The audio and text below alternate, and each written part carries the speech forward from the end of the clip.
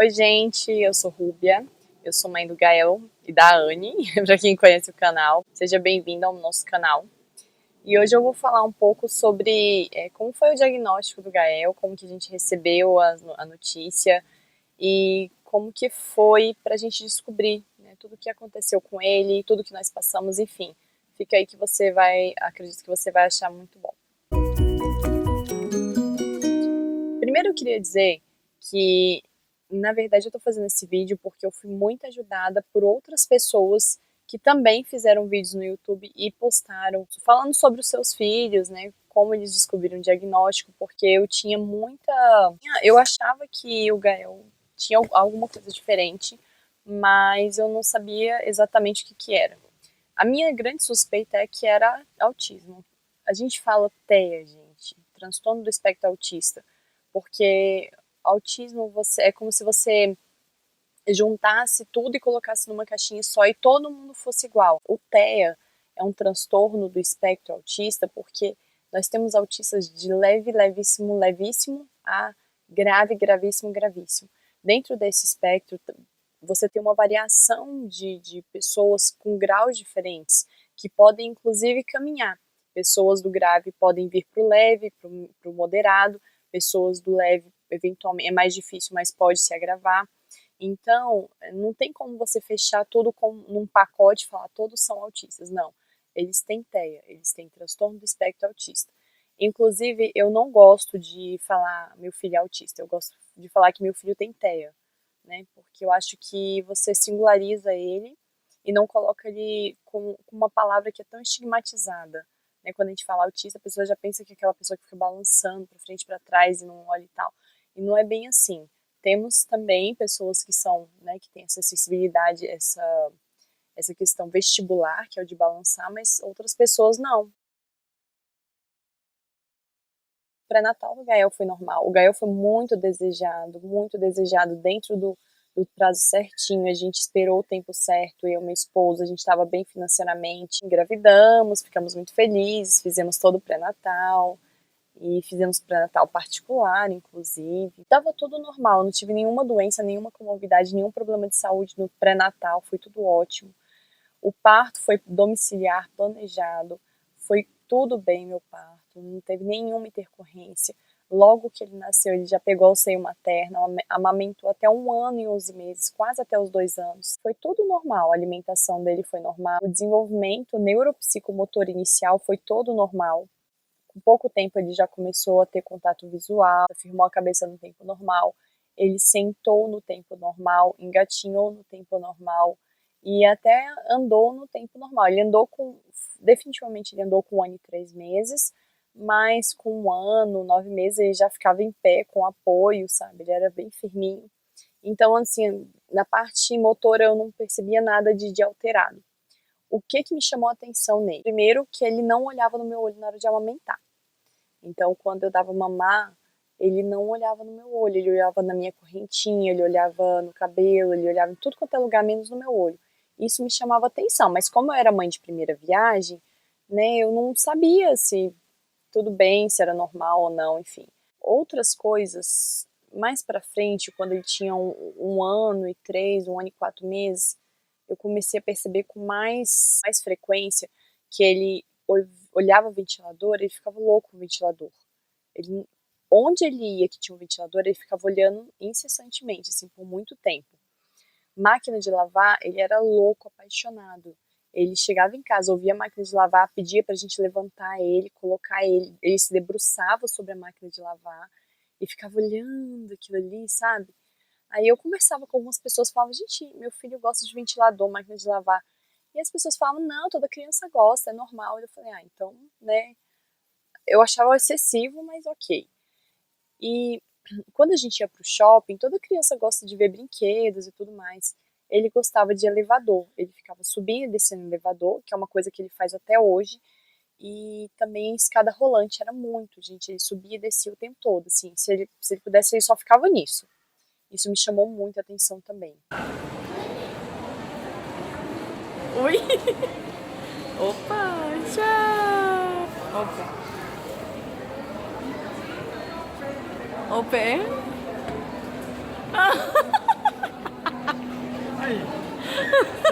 A vida desse menino é isso. Eu subi e desci a escada. Gente, olha lá, tem cabimento uma coisa dessas? Olha lá. Ei, mamãe! Ó o pé levantando. Ei! De novo. A vida dele é isso, gente, subir e descer a escada. Uma coisa que eu lembrei, ele gostava muito de pedrinhas pequenininhas assim. E ele pegava, a gente andava, ele pegava uma pedrinha bem pequenininha e ficava segurando com ela na mão. Ele enfileirava as pedrinhas, ele pegava as pedrinhas e enfileirava, alguns objetos ele enfileirava. Gostava muito de letras e números, desde pequenininho até hoje ele é apaixonado, é o grande amor da vida dele, são letras e números. Então essas coisas chamavam a atenção da gente. Ele tinha um humor muito irritado. Ele era muito sério, ele era muito irritado, ele não queria ir com outras pessoas. Então ele só queria ficar comigo, com meu esposo e com a minha mãe e às vezes com meu pai. Mas outras pessoas ele não ia de jeito nenhum, nem criança, nem adulto. Mesmo que fosse da família, ele não, sabe? E tudo isso me chamou muita atenção. E o que mais me chamou a atenção foi que 1 ano e 3 meses, 1 ano e 5 meses, até 1 ano e 5 meses, ele não falava palavras, não falava mamã, não falava papá, não falava uau, né? Quando ele era mais novinho, por volta de 9 meses, se eu não me engano, ele começou a falar alguma coisinha. Ele falava, acho que papá, mamã, acho que é mamã, que a gente confundia com mamá, mamã, né? Mas ele não evoluiu. E daí, depois que ele completou 1 ano, 1 ano e 2, até 1 ano e 5, aí ele já não falava mais nada. Nem mamã, nem dadá, nem nada. O agu ele falou quando ele era pequenininho, mas só. Pouquíssimas coisas ele falava. E aí eu fiquei muito preocupada. Daí eu levei ele no pediatra, né? E a pediatra falava que é filho criado com vó, porque ele assistia muito a televisão. E de fato ele assistia mesmo. Gostava muito de celular, muito, muito, muito. Ficava horas assim na frente da televisão, do celular. Aí ela, não, você tem que tirar os eletrônicos, tem que colocar ele na escola. Ele estuda? Não, não estuda. Então coloca ele na escola. Porque esse daí é normal, é só tirar esses estímulos externos, né? E botar na escola que ele vai falar. Foi o que eu fiz, acho que se eu não me engano, com 1 ano e 7 eu coloquei ele na escolinha. E mesmo assim, eu falei lá com a escola para eles terem atenção em relação a ele. E eu queria ver bem detalhada a primeira avaliação. E tudo bem. Na escolinha ele continuou não falando. Não vi mudança nenhuma em relação à fala. A socialização melhorou um pouco, ele estava mais sociável com crianças, mas com a fala nada. Depois eu levei ele numa outra pediatra e a outra pediatra falou a mesma coisa, escola, né, tira do celular, não sei o que, estimula a fala e tal.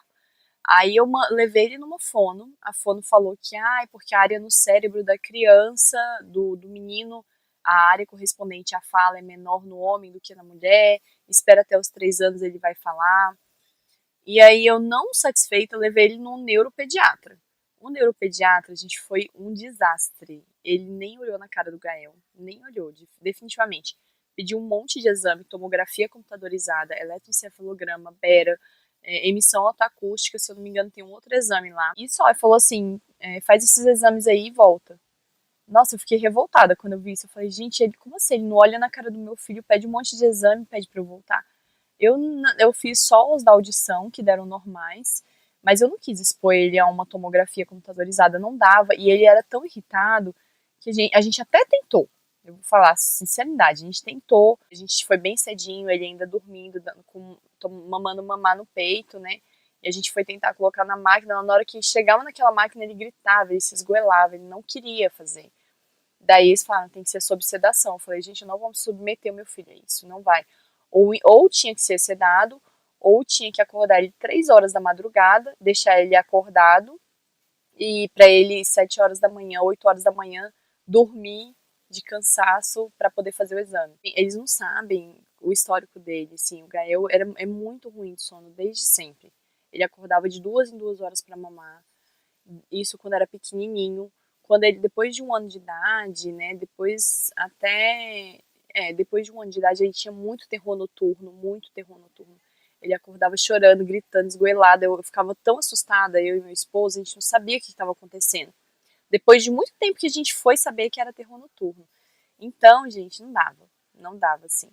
Aí, enfim, depois de passar por 2 pediatras, um fono, um neuro, foi a época da avaliação quadrimestral da escola do Gael.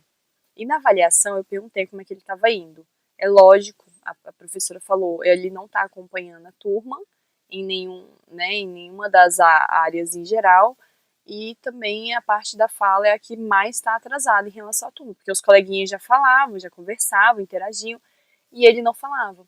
E ele se isolava também na sala, então ele participava pouquíssimo das atividades, sempre com supervisão do professor, e já ia para o canto da sala. E eu pedi para ela fazer um relatório. Eu falei, faz um relatório para mim, que esse relatório eu vou levar para o pediatra. Dito e feito, a escola demorou acho que uns 3 meses para fazer o relatório.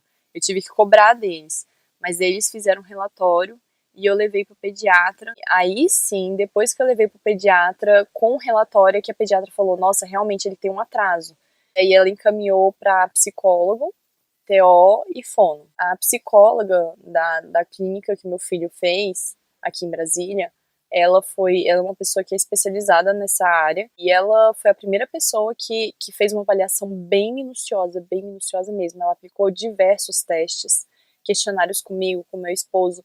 Ela fazia questionário, ela respondia alguns questionários observando ele também, e através da observação clínica. Depois de um mês, ela chegou e falou, olha, não tem dúvida, ele tem TEA.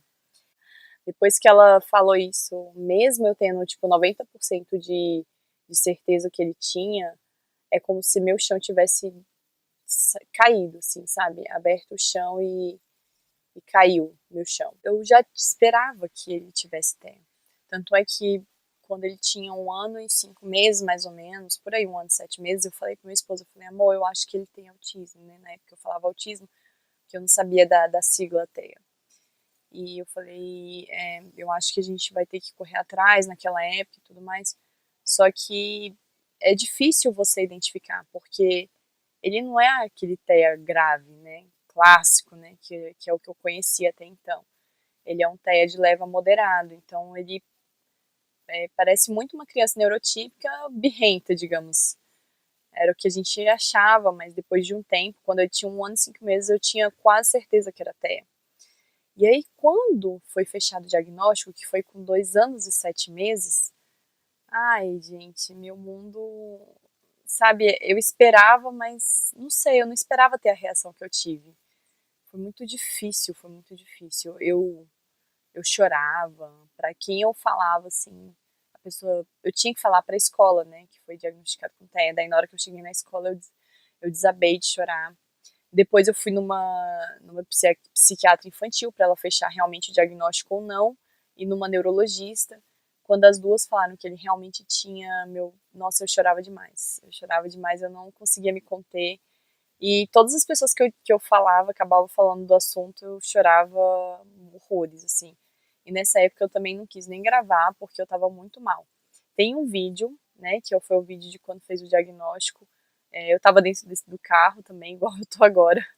E aí, tipo, a lágrima escorreu, uma lágrima, mas depois daquilo não foi uma lágrima, foi muito, muito choro mesmo. Eu não esperava ter essa reação, porque, né, eu sou da saúde, eu tenho conhecimento do assunto, eu achava que minha reação fosse ser muito mais tranquila. E não, eu fiquei bem chorosa durante uma semana inteira, assim, eu não parava de chorar. Só de eu falar desse assunto eu chorava à noite, e eu comecei a ficar muito irritada, muito irritada. Assim, qualquer coisa as pessoas falavam comigo, eu me irritava. Não sei, não sei explicar, gente, é luto. Fora que eu também estava bem no pós-parto, tinha acabado de parir, assim, a Anne, né? E aí coincidiu, assim, da Anne no primeiro mês e do diagnóstico do Gael. Bom, a reação do meu esposo ficou muito, muito, muito, assim, apegado ao Gael. Ele queria ficar com o Gael, brincar com o Gael como se, sabe, como se fosse os últimos dias, assim, né? Aí ele também ficou diferente com o Gael, eu fiquei diferente com ele. E a gente ficou diferente como um todo mundo. Falei pro meu pai, pra minha mãe, né, que a gente mora na casa deles. E todo mundo ficou meio abalado, assim. E óbvio que o Gael sentiu, óbvio. Ele sentiu tudo aquilo, apesar da gente não falar na frente dele, mas ele sente os nossos sentimentos. Gente, os TEAs são como qualquer outra criança, eles sentem tudo que a gente está sentindo, eles têm sentimento também. Então, muito cuidado na hora de falar alguma coisa na frente deles, porque eles sentem, eles ouvem, eles sabem, eles têm conhecimento. Às vezes eles não conseguem falar, mas eles sabem o que está acontecendo. E aí, nisso, o Gael entrou numa crise também, crise horrível, horrível, horrível. Começou a morder os colegas da escola, em casa ficava muito irritado, as crises, os terrores noturnos não paravam, só pioravam. E foi nossa, gente do céu, que só Deus sabe como foi passar por aquele momento, sabe? A minha psiquiatra, a psiquiatra do Gael perguntava, falava que seria interessante eu ir num psicólogo ou num psiquiatra para me ajudar. E eu não tinha tempo, porque eu tava com a Anne recém-nascida, com o Gael, e eu não tinha tempo, eu não conseguia encontrar um jeito de ir num profissional para me ajudar. E aí o que eu fiz? Eu me afundei, eu via vídeos o tempo todo no YouTube, lia tudo a respeito, me colocaram num grupo de mães e eu conversando com outras mães é que me ajudou, porque outras mães começaram a falar das experiências delas, de como elas tinham passado, né, de tudo que estava acontecendo, da evolução dos filhos. E eu fui percebendo que sim, existe sim, né, é, existe o outro lado, né, um lado muito bonito do TEA que você pode ajudar, que ele te ajuda também, que a gente vai crescendo como pessoa. E essas mães foram que me ajudou bastante, assim, as pessoas do YouTube, eu vendo outros vídeos, outras mães, outras experiências, nossa, gente, como me ajudou. E por isso que eu tô fazendo esse vídeo, porque eu também quero ajudar outras mães que estejam passando pela mesma situação. Então, o fato de ter feito o diagnóstico foi bom, foi um alívio, a gente sente uma sensação de alívio de falar assim, cara, eu não tô louca, tudo aquilo que eu tava vendo, que eu tava desconfiando era real, e ao mesmo tempo dá uma sensação de revolta, de falar, puxa, eu levei tantos profissionais e ninguém se atentou para o fato de que era importante ele iniciar uma terapia precoce, né, mesmo que ele não tivesse um diagnóstico, sabe? Então eu fiquei muito revoltada. Eu falei, gente, eu fui em especialistas e eles não conseguiram. Eu fiquei revoltada comigo porque eu falei, gente, eu sou médica e eu também não consegui fechar um diagnóstico com 1 ano e 5 meses, que foi, né, com no máximo 2 anos. Demorou mais 7 meses, 2 anos e 7 meses para ele fechar o diagnóstico. Então foi uma sensação de alívio, com revolta, com luto. Foi uma salada mista ali na minha cabeça que me chacoalhou, movimentou meus sentimentos, da minha família, mas por outro lado foi muito bom, porque a partir daí a gente conseguiu correr atrás das terapias que ele precisava, porque ele precisava de fazer terapia intensiva e hoje ele faz terapia de segunda a sexta, todos os dias pela manhã, diversas modalidades de terapia, graças ao diagnóstico. Foi a partir daí que eu comecei a estudar muito mais aprofundado sobre o assunto, para ver como que deveriam ser as nossas condutas em relação a ele. E tudo mudou na nossa vida, tudo mudou. Eu vou falar, né, eu vou gravar outros vídeos falando sobre detalhes, assim, sobre direitos, sobre terapias, sobre diversas coisas, mas agora eu não tenho tempo, porque senão vai ficar muito grande o vídeo. Mas depois, gente, a gente se recuperou, graças a Deus, a gente melhorou e hoje a gente tá bem, né? A gente tá ajudando e eu melhorei muito como pessoa, como mulher, como mãe, como médica, como tudo. Então foi muito bom tudo que aconteceu comigo. Eu sei que Deus não colocou ele por acaso na nossa vida. Ele colocou porque ele tem um propósito pra gente e pra ele também. E graças a Deus que ele caiu na nossa família, que a gente tem capacidade de dar amor, carinho e condições dele se desenvolver bem, né? Então, meu objetivo em relação a ele é que ele seja muito, muito feliz mesmo. Independente de ter limitações ou não. Eu gostaria que ele não sofresse bullying na vida dele, né? Não passasse por situações difíceis pela condição dele. Mas, assim, mesmo que ele sofra, a gente vai tentar ensinar ele a ser resiliente, ele a aprender a passar por tudo isso. E ele também tem ensinado muito, muito, muito pra gente. É isso aí. Tchau, tchau.